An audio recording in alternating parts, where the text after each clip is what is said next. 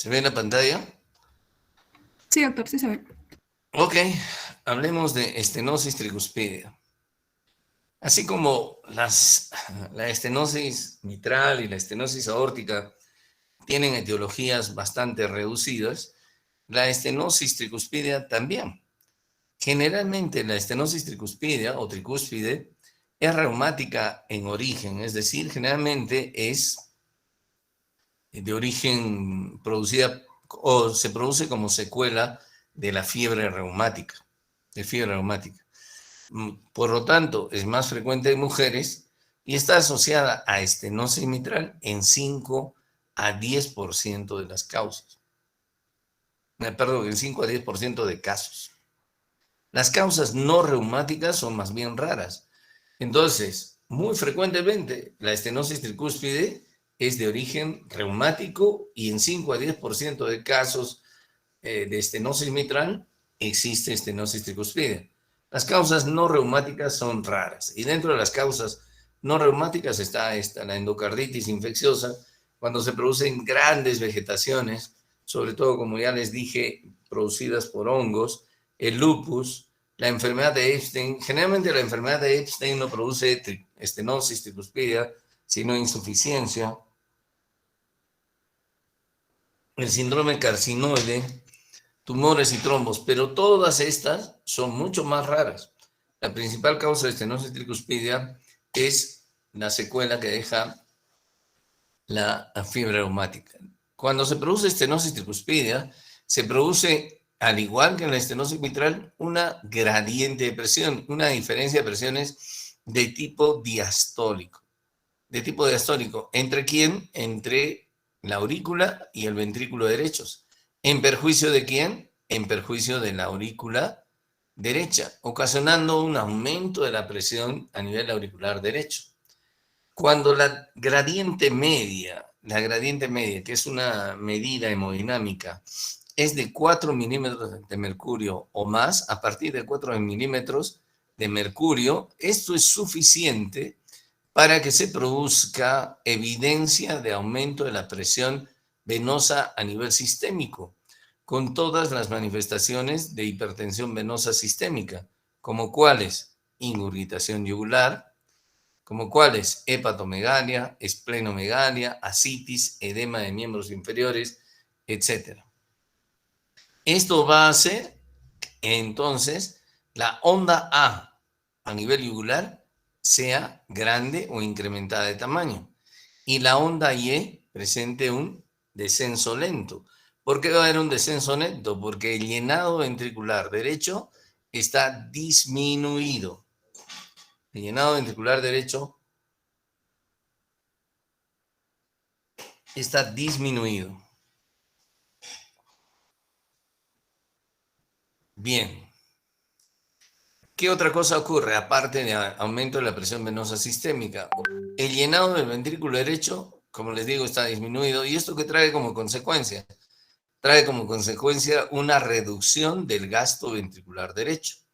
Esto trae como consecuencia una disminución del flujo pulmonar. Y esto a su vez trae como consecuencia una reducción de la presión a nivel auricular izquierdo y una reducción de la congestión pulmonar.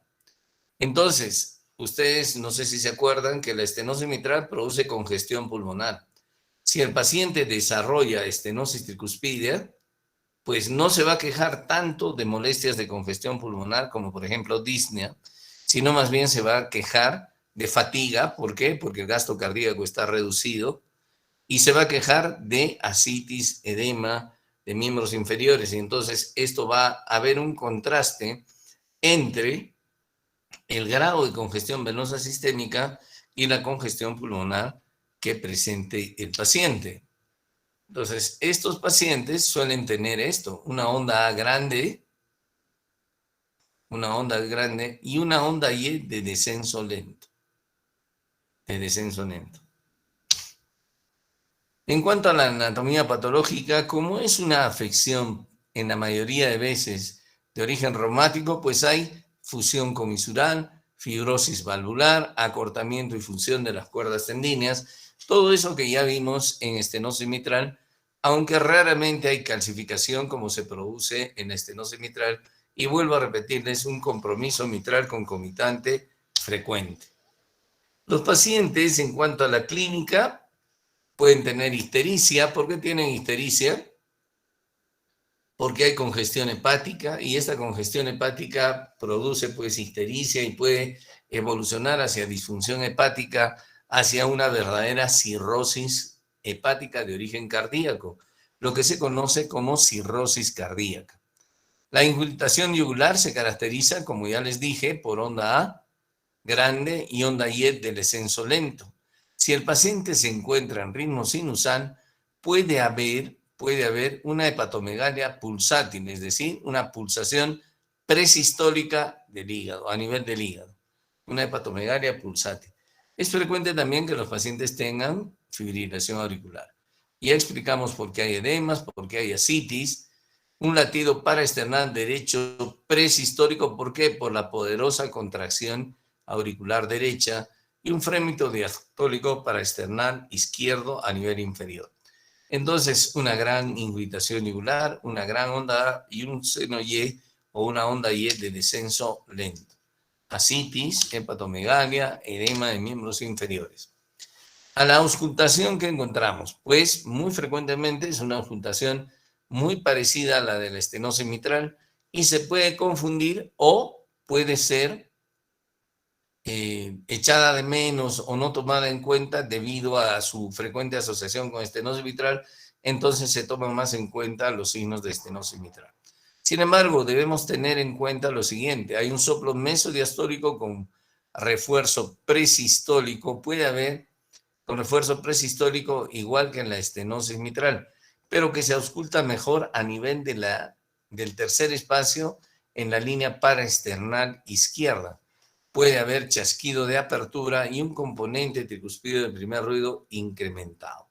Ya dijimos que pueden haber signos de valvulopatía mitral. Todos los fenómenos derechos se incrementan con la inspiración. Ya dijimos eso también. Excepcionalmente, la estenosis tricuspidea severa puede no presentar este cambio, pero cuando nosotros hacemos inspirar al paciente, aumentamos la precarga del ventrículo derecho, aumenta el soplo mesodiastólico, lo cual no pasa con el soplo o el rodamiento de la estenosis mitral. Entonces, es más o menos lo mismo que en la estenosis mitral: chasquido de apertura, rodamiento mesodiastólico, pero en foco tricuspidio, y que característicamente se incrementa con la inspiración, y un refuerzo presistólico, siempre y cuando el paciente esté en ritmo sinusal, porque si el paciente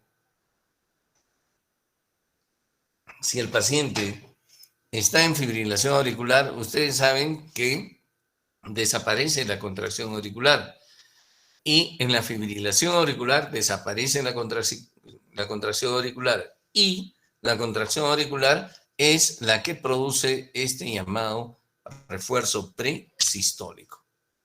En cuanto a los exámenes complementarios, el electrocardiograma nos va a mostrar crecimiento de onda P. A veces hay un intervalo PR prolongado. El crecimiento de onda P nos habla de dilatación auricular derecha. Y lo que debe llamar la atención es que no hay hipertrofia ventricular derecha.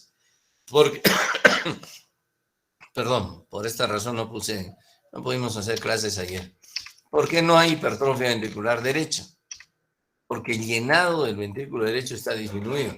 Entonces, al igual que en la estenosis mitral, el ventrículo derecho es pequeño. En la estenosis mitral, el ventrículo izquierdo es pequeño. ¿Por qué? Porque en ambos casos la precarga está reducida. Entonces, ahora, si está en fibrilación auricular, obviamente no vamos a encontrar estas ondas P. En la radiografía existe dilatación de la aurícula derecha, dilatación de la vena cava superior, de la ácido, arteria pulmonar normal. ¿Por qué? Porque no hay hipertensión pulmonar. ¿Por qué no hay hipertensión pulmonar? Porque el gasto cardíaco, el gasto del ventrículo derecho está reducido. ¿Por qué está reducido el gasto del ventrículo derecho? Porque este no se llena adecuadamente. Y por lo tanto, también hay campos pulmonares claros. Entonces, lo que encontramos es esto, un gran crecimiento de la onda P, una onda P mayor de 2.5 milímetros comparado con esto, ¿no? La ecografía nos muestra el engrosamiento y la apertura en domo.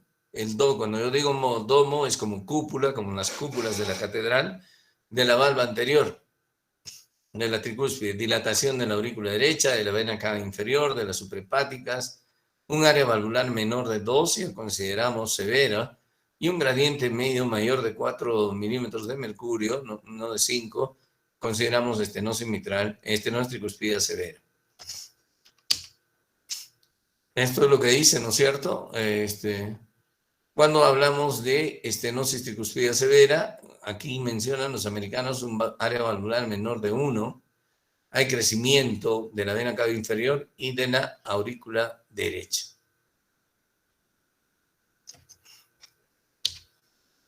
Esto es lo que vemos en la ecocardiografía. Observen, este paciente ya tiene una prótesis valvular mitral y no se fijaron probablemente en la tricúspide y la dejaron así. Y aquí está la apertura en cúpula o en domo. La apertura en cúpula o en domo.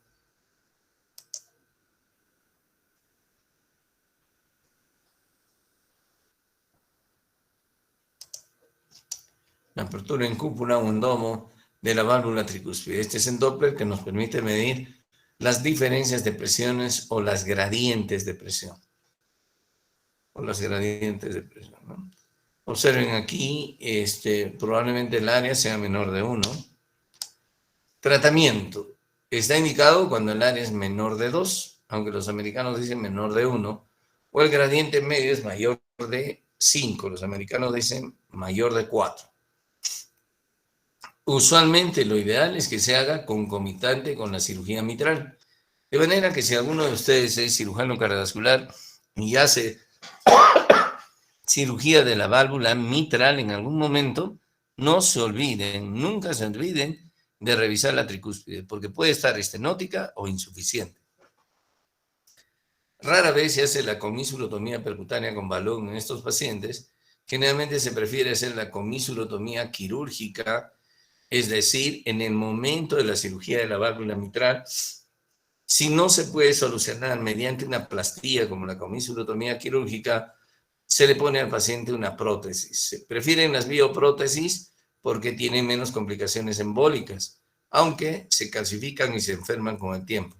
Las válvulas mecánicas tienen más complicaciones trombóticas y embólicas y las mecánicas, y ese es un problema a considerar en forma individual para cada paciente.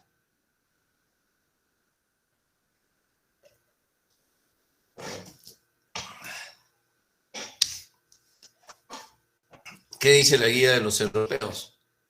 Entonces, la cirugía está indicada en pacientes con síntomas y pacientes con estenosis tricuspidea. Observen que el nivel de evidencia es C. Esto quiere decir que es opinión de expertos.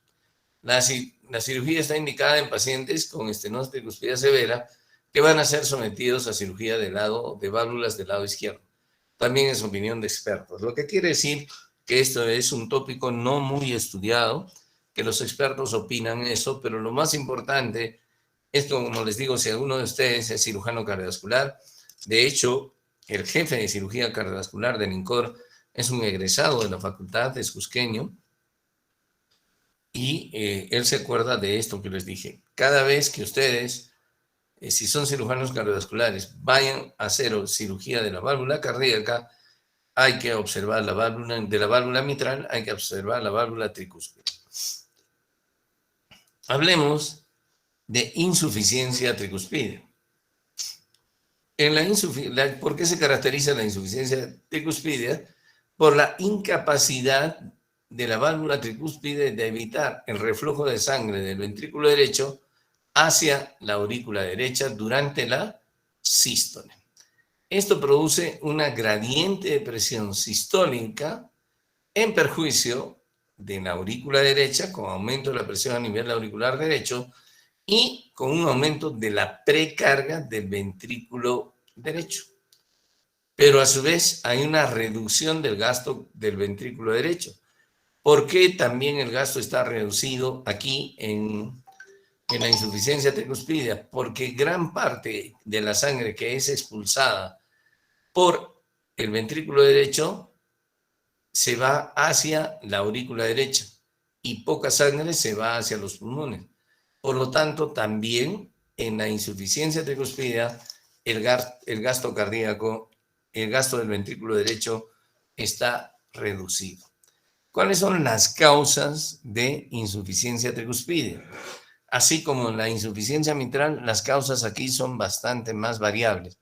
Sin embargo, hasta en el 85% de casos, la insuficiencia tricuspidia es secundaria a hipertensión pulmonar, que nos produce remodelación del ventrículo derecho con dilatación del ventrículo derecho, dilatación del anillo, mala coaptación de las valvas y con ello insuficiencia tricuspidia. Entonces, la principal causa de insuficiencia tricuspidia es la insuficiencia tricuspidia secundaria debida a hipertensión pulmonar que nos produce dilatación del ventrículo derecho. ¿Existen otras causas? Por supuesto que sí. La cardiomiopatía dilatada, la dilatación del anillo valvular tricuspidio asociado a fibrilación auricular y sobrecargas de volumen. Pero estas sobrecargas de volumen generalmente se producen por cortocircuitos de izquierda a derecha que también producen hipertensión pulmonar. En el 15% restante de casos, las causas son variadas: reumática, endocarditis infecciosa, iatrogénica, como por ejemplo cuando colocamos marcapasos, puede haber insuficiencia tricuspidia. La enfermedad de Epstein, como les dije, la enfermedad de Epstein ocasiona con mayor frecuencia insuficiencia tricuspidia que estenosis y otras causas, traumatismos, el síndrome carcinoide de drogas o radiación. Entonces, la causa más frecuente de insuficiencia tricuspidia es la insuficiencia tricuspidia funcional o secundaria a dilatación del ventrículo derecho. Observen esta gran dilatación del ventrículo derecho comparado con el ventrículo izquierdo. Está más grande que el ventrículo izquierdo del ventrículo derecho. Nuevamente, igual, este es el ventrículo izquierdo, el ventrículo derecho un diámetro mucho mayor que el ventrículo izquierdo, tremenda aurícula derecha, y aquí está la insuficiencia tricuspidia en ese paciente. Fisiopatológicamente, ¿qué es lo que ocurre?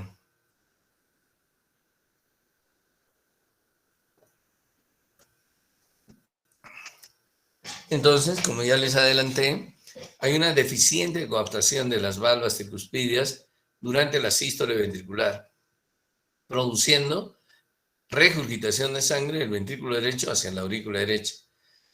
Entonces se produce sobrecarga de volumen de ambas cavidades. Por lo tanto, el mecanismo de compensación es dilatación de ambas cavidades, tanto del ventrículo derecho como de la aurícula derecha. Recuerden que el ventrículo derecho es una cámara de volumen, no es una cámara de presión, y frente a sobrecargas de presión responde igual que frente a sobrecargas de volumen. ¿Qué cosa? Dilatándose. Cuando este mecanismo de compensación claudica, aparecen las molestias. ¿Qué molestias? Fatiga por reducción del gasto del ventrículo derecho y evidencia de congestión venosa sistémica. Nuevamente, ingurgitación yugular, hepatomegalia, ascitis, edema de miembros inferiores, etc. Sin embargo, la ingurgitación yugular tiene diferencias con la ingurgitación yugular de la estenosis tricuspidia. ¿Por qué? Porque aquí ocurre lo que ya hemos visto desde el inicio del curso, una ventricularización del pulso venoso, una onda B muy prominente y colapso de Y. En vez de una onda Y de descenso lento, hay un colapso rápido de Y. Encontramos reflujo hepatoyugular, hepatomegalia pulsátil. La pulsación, a diferencia de la estenosis tricuspidia, aquí es sistólica, no es presistólica. Y el paciente, para sentir esta pulsación, el paciente no es necesario que se encuentre en ritmo sinusal, porque esta pulsación depende de la contracción ventricular. En cambio, la pulsación de la estenosis tricuspidia depende de la contracción auricular. Sin embargo, también hay ascitis, edemas, y ya mencionamos la reducción del gasto cardíaco. Al examen físico, soplo holosistólico en borde external izquierdo, nuevamente que aumenta con la inspiración y disminuye con la expiración y con la maniobra de Balsamo. Alta frecuencia de fibrilación auricular, porque es muy común, por lo que es muy común que en el pulso venoso yugular no encontremos onda A. Estos pacientes suelen presentar tercer ruido que se origina en el ventrículo derecho y se acentúa con la inspiración. Cuando, como la mayoría de veces es secundaria a hipertensión pulmonar, el componente pulmonar del segundo ruido está incrementado. Entonces, tenemos un soplo holosistólico a nivel paraesternal izquierdo que se incrementa durante la inspiración, que se asocia justo en el momento del soplo. Hay una notable irritación yugular, eso es onda B, y cuando desaparece el soplo, se colapsa el pulso venoso, eso es onda Y colapsada. El electrocardiograma, ¿qué nos muestra? Se suele observar bloqueo incompleto de rama derecha. ¿Por qué? Porque hay hipertensión pulmonar, ondas Q en B1 por hipertrofia del ventrículo derecho y también fibrilación auricular. Aquí sí encontramos crecimiento ventricular derecho y crecimiento vía auricular o también puede haber fibrilación auricular muy frecuentemente. La radiografía nos muestra cardiomegalia importante, aurícula derecha prominente, signos indirectos de la presión de aurícula derecha, distensión de la ácidos y derrame pleural por falla cuando hay falla del ventrículo derecho. El ecocardiograma nos da diagnóstico de insuficiencia tricuspidea severa, como ya hemos visto. Esto es lo que vemos en la radiografía. Observen el gasto, está reducido porque el botón aórtico es pequeño. La notable dilatación de la aurícula derecha, esto es aurícula derecha, no es ventrículo derecho. El ventrículo derecho se encuentra aquí anterior, esta sombra más blanca, más oscura, más clara, digamos, es el ventrículo derecho, la punta del ventrículo izquierdo desplazada hacia arriba y hacia la izquierda. Para el diagnóstico, entonces, en pacientes con insuficiencia tricuspidea, la ecocardiografía transtorácica está indicada para evaluar la presencia y severidad de insuficiencia tricuspidea. Nos da la etiología, la función del ventrículo derecho, la presión en la arteria pulmonar, etc. Aquí está la ecocardiografía. Nuevamente, este es un paciente con una prótesis valvular mitral, pero aquí ustedes ven el gran crecimiento de la aurícula derecha comparado con la aurícula izquierda. Esta es una insuficiencia tricuspidea producida por una vegetación, tremenda vegetación que ha destruido la válvula tricúspide. Este es el gráfico de la enfermedad de Epstein, que consiste en una implantación baja de las válvulas, de la válvula tricúspide, puede ser la válvula no septal, sino la válvula que se encuentra adosada a la pared, y nos produce una cavidad muy pequeñita ventricular derecha con insuficiencia tricúspide importante. Esto es en el dibujito y esto es en la vida real. Observen el implante tan bajo de la válvula tricúspide. En este caso es bajo también aquí, pero no tanto. La radiografía, perdón, la electrocardiografía de la insuficiencia tricúspide, un ventrículo derecho con un eje desviado hacia la derecha por hipertrofia del ventrículo derecho. Aquí ven ustedes crecimiento vía auricular, tanto de aurícula derecha como de aurícula izquierda. Trazado QR en B1, esto no es bloqueo de rama derecha, sino es QR, lo que me dice que es compatible con hipertrofia de ventrículo derecho. Observen además que las ondas R no progresan si yo me muevo de B2 a B6, y eso también es sugestivo de hipertrofia del ventrículo derecho.